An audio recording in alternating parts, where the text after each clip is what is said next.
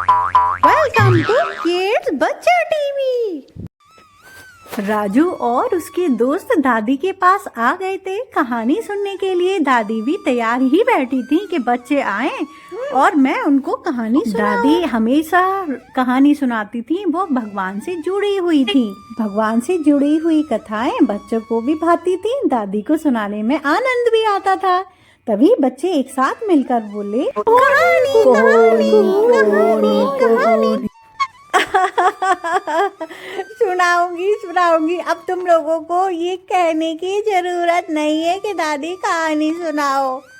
मुझे पता है तुम लोग कहानी सुनने आते हो और मैं भी तुम्हें कहानी सुनाने आती हूँ। आज कहानी सुनाऊंगी मैं, धर्म में इसका विशेष महत्व है। इस दिन मन को नियंत्रित करने और मौन रहने का संकल्प लिया जाता है। पौराणिक मान्यताओं के अनुसार इसी दिन सृष्टि के संचालक मनु का जन्म हुआ था। मौनी अमावस्या से जुड़ी सबसे प्रचलित कथा सुनाती हूँ।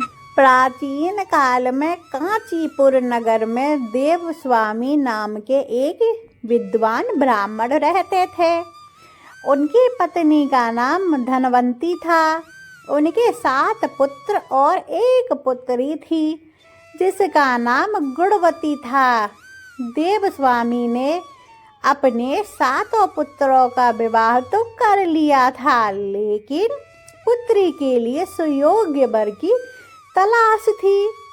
एक बार देवस्वामी के घर एक ज्योतिषी आए।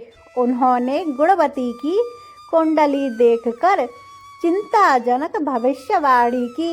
उन्होंने बताया कि विवाह के समय होते ही गुणवती विधवा हो जाएगी।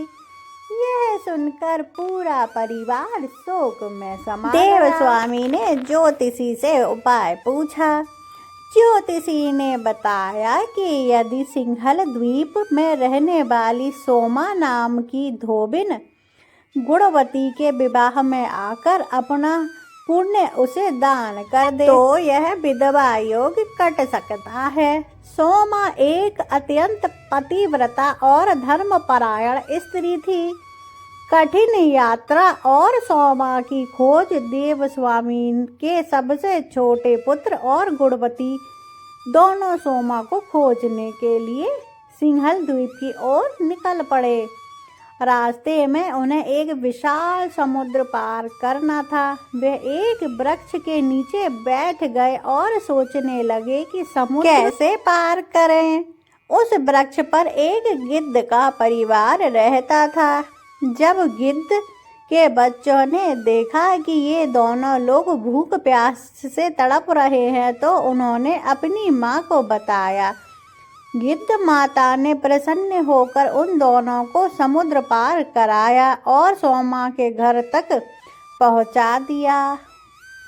गुणवती ने सोमा के घर पहुंचकर सीधे मदद नहीं मांगी। वह चुपचाप रोज सुबह जल्दी उठकर सोमा के घर की साफ सफाई और आंगन लीपने का काम करने लगी। सोमा को लगा कि उसकी बहुएं यह कर रही हैं, लेकिन जब उसे पता चला कि बहुएं नहीं बल्कि कोई अनजान कन्या यह काम कर रही है तो उसने एक दिन गुणवती को पकड़ लिया। बेचारी गुणवती ने अपनी पूरी व्यथा सुनाई।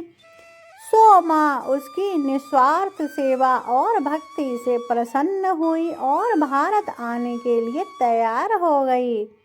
जब गुणवती का विवाह हुआ तो ज्योतिषी की भविष्यवाणी के अनुसार उसका पति फेरों के बाद मृत्यु को प्राप्त हो गया। उसी क्षण सोमा ने अपने जीवन भर के पुण्य गुणवती को दान कर दिए। सोमा के पुण्य प्राप्त से गुणवती का पति पुनः जीवित हो उठा। पुण्य दान करने के कारण सोमा के स्वयं के पति और पुत्रों की मृत्यु हो गई। सोमा व्याकुल होकर वापस लौटते समय एक पीपल के वृक्ष के नीचे बैठ गई। उस दिन माघ अमावस्या थी। उसने भगवान विष्णु का ध्यान किया और बिना कुछ बोले मौन रहकर पीपल की 108 बार परिक्रमा करी। इसके दौरान मौन व्रत और श्रद्धा से भगवान प्रसन्न हुए और उसके पति व पुत्र पुनः जीवित हो गए। तभी से इस दिन मौनी अमावस्या के रूप में मनाया जाने लगा।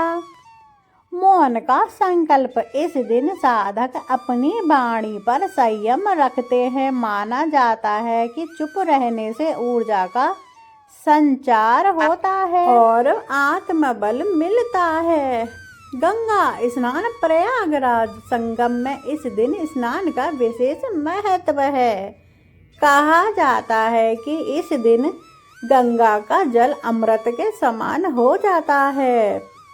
इस दिन तिल गुड़ गर्म कपड़े और अन्न का दान करना अत्यंत फलदायी माना जाता है। अमावस्या हमें यह सिखाती है कि संयम और सेवा भाव से कठिन प्रारब्ध को भी बदला जा सकता है। यह दिन केवल स्नान और दान का नहीं बल्कि अपने अंतर मन को झांकने और मानसिक शांति प्राप्त करने का अवसर है।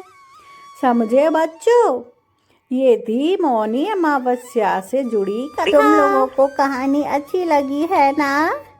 और बच्चों, आप लोगों को ये कथा अच्छी लगी हो तो चैनल को सब्सक्राइब कर दो, वीडियो को लाइक कर दो, बेल आइकन ऑल पे दबाना।